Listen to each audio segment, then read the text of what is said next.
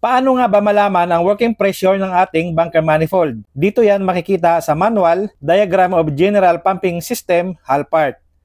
Makikita mo dito yung list of pipe, tapos hanapin mo lang yung fuel pipe, yung design pressure is 0.3 MPa, at yung testing pressure or maximum allowable working pressure is 0.45 MPa. According sa regulations ng bunker transfer system, dapat na hydrostatic test natin sa maximum allowable working pressure annually. Or every dry dock naman, yung hydrostatic test 1.5 times sa kanyang maximum allowable working pressure.